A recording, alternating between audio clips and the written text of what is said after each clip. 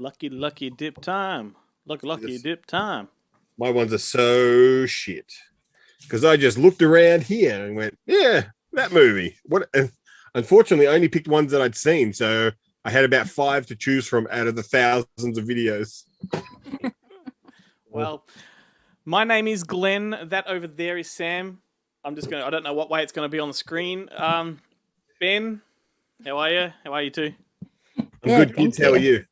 Very good, and we are here for another round of Lucky Dip. It's what we do on a Thursday night. Welcome to the video, everybody. Please go back and watch our previous video, which is the Stephen Lang video, and go back and listen to our Monday podcast of Good Movie Monday, where we played 6 Degrees of Stephen Lang. Have you ever, Glenn, in the history of the show, have you ever accidentally forgot to post the show on Monday and posted it on Tuesday? No, I don't think so. Oh. Why is that? Something to look forward to. Why have you caught me out? No. I remember one time there was an issue. I think there was a problem with the internet or something, and it wasn't at 6:30. It didn't go out at 6:30 like it usually does. Yeah, there would have been one that no, something happened like internationally across the globe. Something happened with Podbean, and their AM and PM got switched around. The Y2K virus. So yeah, I remember that was once our show went out at 6 p.m. instead of 6 a.m. Right. Oh, wow. Yeah. That was when the planes fell out of the sky. Yeah, the happening. It was during the happening. Yeah. It was. It was. Mark Wahlberg was the only person who didn't kill himself over the tragedy. Hey, Sam, would you like to dip in? Yeah. Same tin? Same tin. You're really giving yourself like some hard work, like fitting your hand into that tin. I know. It's like eating Pringles. You never get your hand out. Pringles, don't get me started with Pringles. The trick Pringles are better in overseas. The tins are bigger. Yeah. In Australia, the tins are so small. I was going to say the trick is to use a can opener on the other end of the Pringles packet. Then you take the lid off and just use your hand to push them down to get them out. The other end. Yeah. That's the trick. That's the Pringles trick. Both ends open and it's like a giant finger trap. Or you could just smash it with a hammer. Yeah. The Wretched. Now that's one that appeared recently on Happy and Tragic. It did. And that's Sam's website, everybody. Yes. Go and have a look. Check it out. We loved it. I haven't watched this one. It's really good. It's on Netflix. I think it's still on Netflix. And yeah, I loved it. It was kind of a throwback to like Goosebumps, and I don't know why. I don't know if I'm the only one that felt that, but it's basically a kid goes to his dad's place for like the summer break, and his next door neighbor starts acting really strange, and kids start going missing, and it's such a good film. I can't recommend it highly enough. I love the fact that we played it at Monster Fest in 2019. Oh right, yeah. Oh, it's so good. I love the fact that a lot of horror films now are kind of throwing back to that sort of that PG-13 kind of horror, simply because a lot of the filmmakers grew up with that stuff, so they're sort of throwing back. I wouldn't say it's PG. It's pretty kind of gory. It does have, but it's not really. I suppose it's not really over the top like we're used to. Because I actually read a review and someone said, "Oh, it's not as scary as I'd like it to be." But I don't think that was the point of the film. I don't think it was meant to be scary.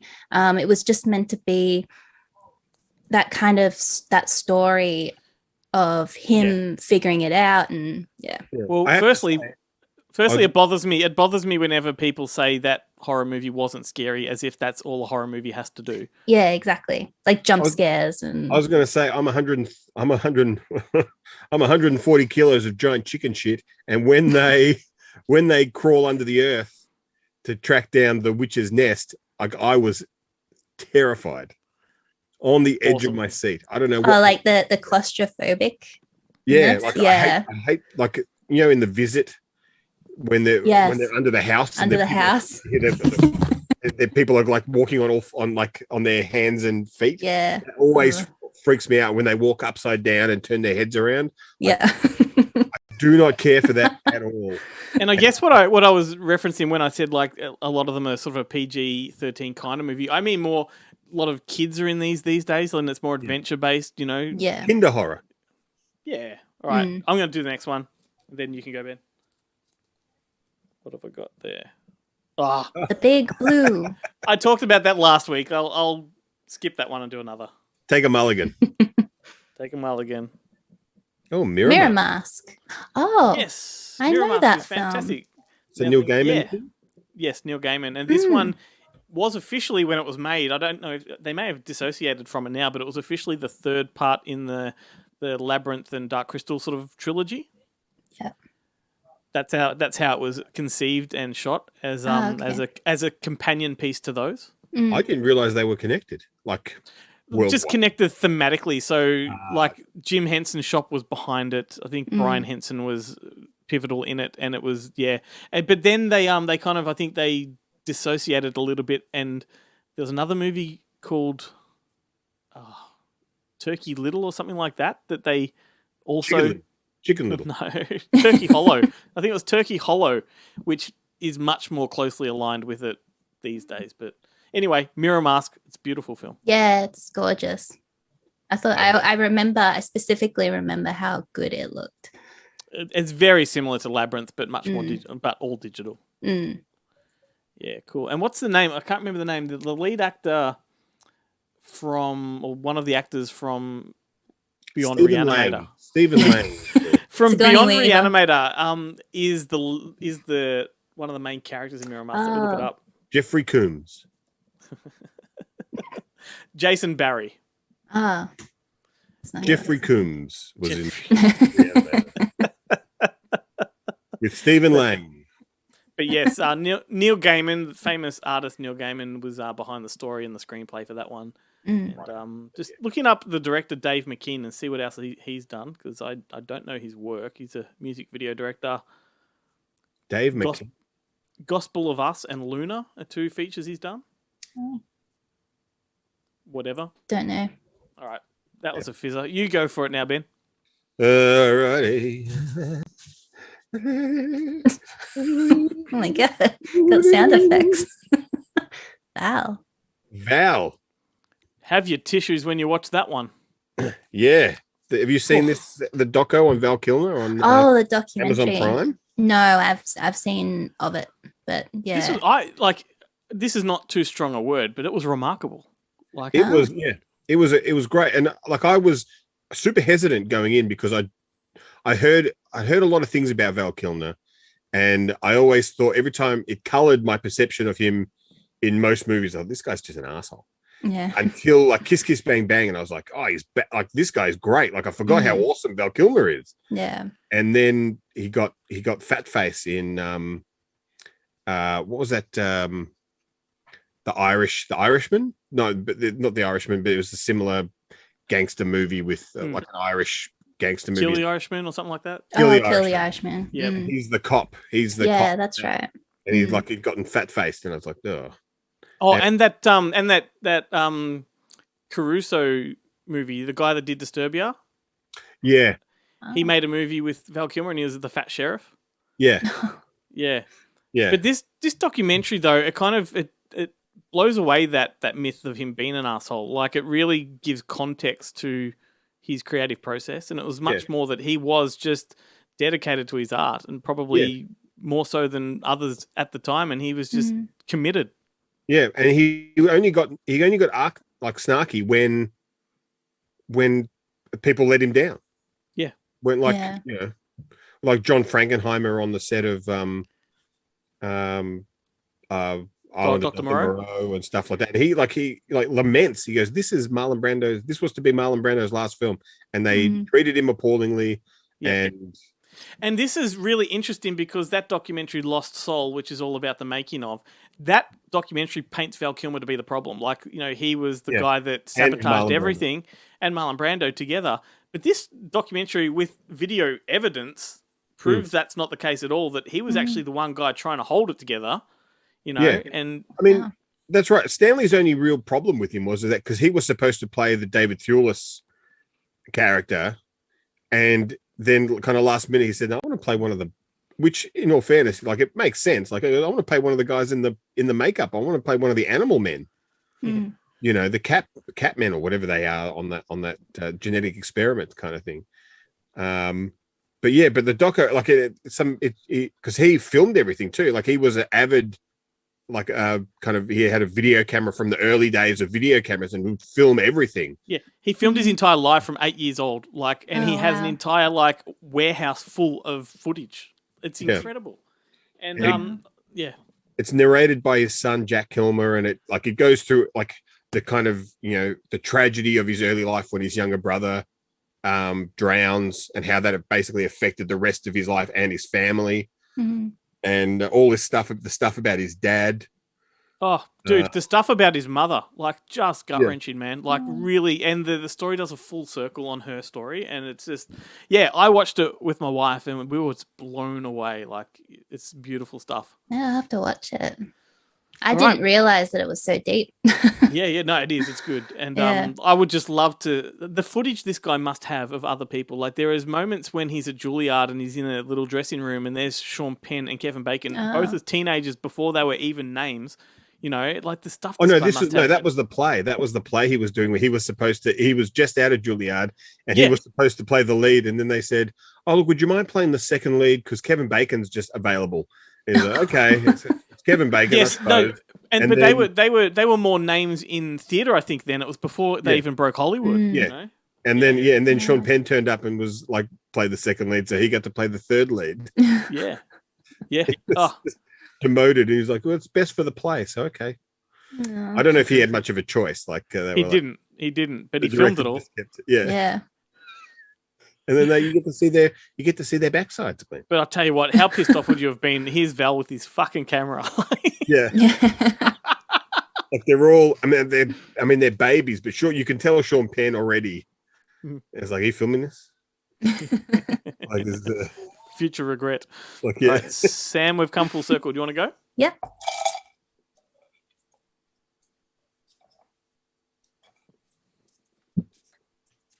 I have to make sure that I don't put them back in.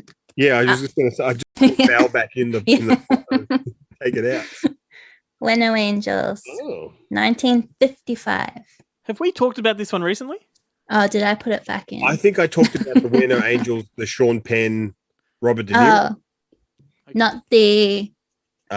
Which is the remake of this. I thought it was the other way around. I thought we talked about this one, which led us to that one. Oh, well, I'll take another one then. I'll do another one. And that did look pre-scrunched. Did it? I'm gullible. Insidious. Oh, it's Ben's favorite. James Wan. Is this the one where the little girl? No, that's The Orphan. No, yeah, this is the one. I haven't seen this one. Oh. Insidious. I really like the Insidious. Yeah, series. Insidious. And it's a really good great. sort of. It subverts the haunted house genre. Yeah, I really loved. This is probably the first horror film after The Sixth Sense, which I saw when I was way too young, and it scarred me for life. But then Insidious was the first one that actually scared me that much when I first saw it. Like it actually gave me those feelings that horror movies, I suppose, should. And I guess as a horror fan, you're always trying to find that movie that gets you again, like it did when you were a kid or when you were younger. And I think it's a very scary film. Yeah. What's that? When did Insidious come out? Well, it was written on the piece of paper. 2010. Yeah. I just didn't realize that you were 5 years old. Like, how young are you? I'm not. 2010, you're a kid. This makes me want to kill myself. No, 2010, I was. Yes, Dad. Yeah, I really feel like your dad. I'm 31. I'm 31. Yeah, she's so I wasn't a kid. 11 years younger than us. It's like, wow, these newfangled horror movies kids watch. 2010. No, I was just out of high school. That's Right. better. Yeah, I was just out of high school. But I was it does. I was a It kid. spins me out when I talk about films to younger people, and they say like, oh, I was 6 years old when I saw this. I'm like, I fucking drove myself to the cinema and saw that. Like, what are you talking about? That was like felt like last year. I went back to uni in 2006, and one of the classes we were doing was interactive media, and there people were talking about the lecturer was talking about give me some examples of interactive pathways and stuff. And this one of the people, friends of mine in class, put their hand up and they're like, "Oh, like Goosebumps books." And in my head, I'm like, "Goosebumps, like for kids? Like, what are you?" Like, choose your own adventure, I think she means. Yeah, because you and I, Ben, we kind of we missed the Goosebumps. Yeah, Yeah. the whole thing was past us. And it was then it hit me that I graduated high school when these kids were starting primary school. Yeah, And I was like, Yeah. that was I was like, oh my God, like I need to drastically rethink my entire life. yeah. I have that moment all the time. I made horrible decisions. This Cool. beard was a poor choice. Well, Insidious is a very good film. Like I said, it subverts the Yeah. horror, the haunted house kind of thing. It's a haunted character instead, and Yeah.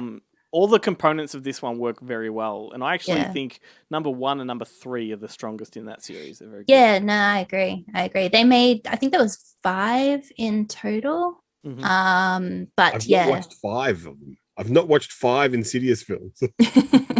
Well, the last ones were like, like you have to aggressively not want to watch a I franchise. think it was Adam. Do you know the director Adam Robitel? I think he took over the franchise from part 4. He's the guy that made Escape Room. Haven't 1 and seen 2. it. Yeah. Yeah. Anyway, Have I watched any movies? No. I'll go next. Lady in the Water. Speaking of Shyamalan, Shamalama Ding Dong, as he's known to I- his family. this was up until a certain point. This was considered his worst film, and I really liked it. I thought it was finally he's sort of breaking away from that typical trope that he does every time with that twist at the end, and he's actually creating a nice fantasy film here. And it's a horror film for kids, really. I haven't But, seen it, actually. I've seen, I think, most of his films, but I haven't seen this one. I think it's very easy to heap shit on him, particularly with the movies that he's done in the last 10 years. Yeah. But that one in particular, I thought was very unfairly maligned. Because this is straight right up. This is the one after The Village, or was The Village after this? No, after The Village, because The Village and The Signs and all that were the ones where that was part of that M. Night Shyamalan thing where he always has that twist and it's Yeah. like playing a game when you watch one of his movies. And this was the first one that's like, hang on, this isn't the same structure as the rest of them. Yeah. Oh, It's okay. like it's like watching a David Mamet thriller for a while. Watching M. Night. Yeah. Okay, can't trust anyone. I get it. David. How many times have you heard Ben say that when we mention Shyamalan? Quite a few. I get it, David. I get it. M. Night. They're dead. In The Village, it's set now. I get it. We get it. We get it, Ben. I understand. That Village one, man. I'd peg The Village from 10 minutes in, if that. Yeah, that one I think was the most obvious, right? And, you know, sometimes you want to turn to the person next to you and say, like, it's now. Like, Yeah. this is like, but you don't want to ruin it for them in case they're dumb. You know? You don't want to ruin it for anyone, like in case they're enjoying it. Because sometimes I'll know, They're but dumb. I still don't want people to talk about it because I want to enjoy the film as he intended it to be. I know, but when you peg that end in 10 minutes in, that's a long movie. Yeah. I am proud to have an unbeaten run of 42 years of never picking the end of a movie ever. Like, I'm completely surprised every time, except for a David Mamet thriller.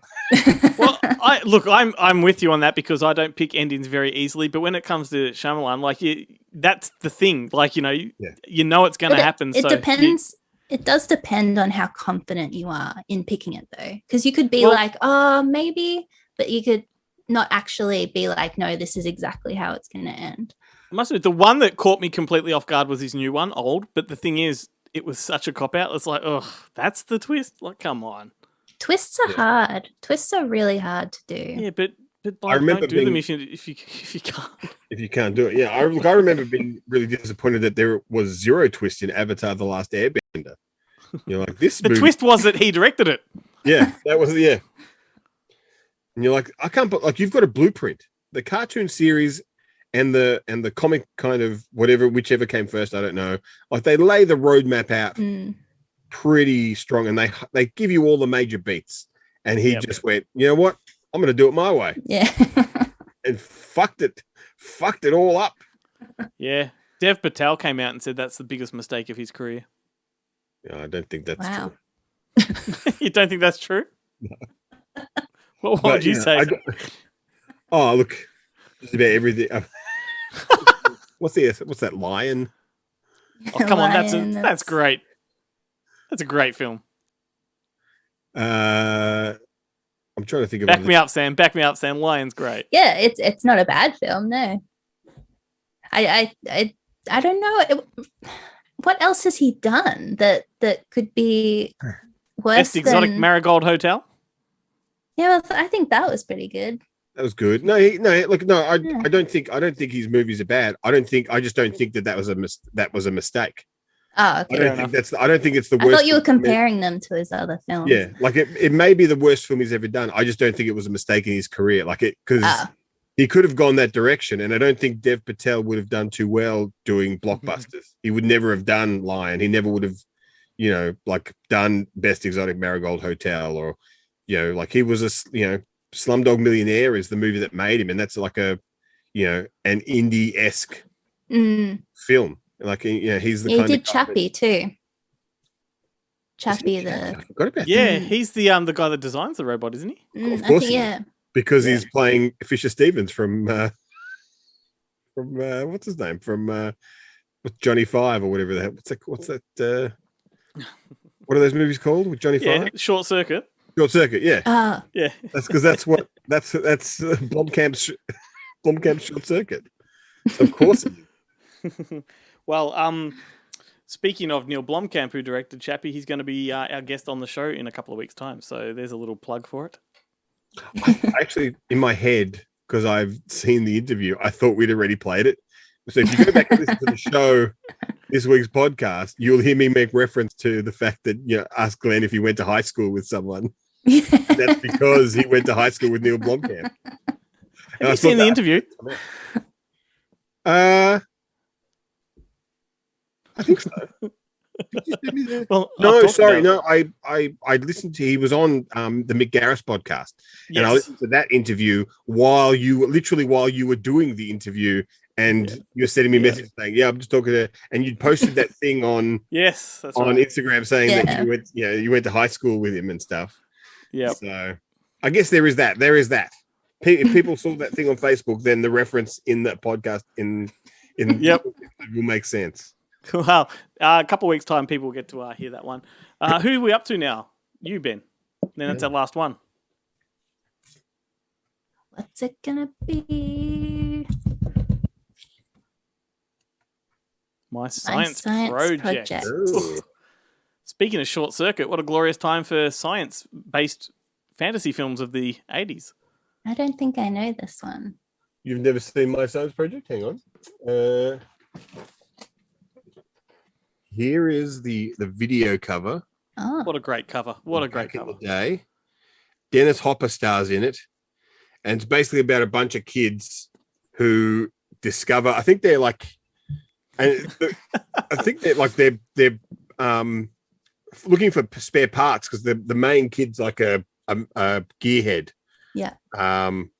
Trying to fix up his hot rod or something like that. And he's got a friend who works at like a military graveyard, like where they take all of the planes and stuff and dump them. And so then he pulls out this experimental engine thing that actually lets them like alter time, like Yep. manipulate the timeline and stuff and Oh, blast things from the past into now and stuff like that. And Dennis Hopper is their kind of their science teacher, who's like a total kind of hippie. So good. type. So good. Recently I rewatched, may as well have been for the first time, but I remember as a kid I saw it, but the Manhattan Project, like that was another one that was these movies back then were just so Philadelphia Experiment's another one very Yep. similar to this. for sure. I love it every Road time you hold a Troopers. cover to the screen because it gives me a thumbnail to put on Instagram. I'm just disappointed that it gets the glare. There you go. That's perfect. I'll just take a screen grab there. If there's anything you want on your thumbnail, Sam, feel free to just shove it in the camera. Oh, Have you got that lava lamp? No. Oh, there we go. I've still got Fuck you written on there. Ben guessed it on the Up Late videos with Chloe and myself last week. Defending Hubie Halloween. that's so funny. What was it, Ben?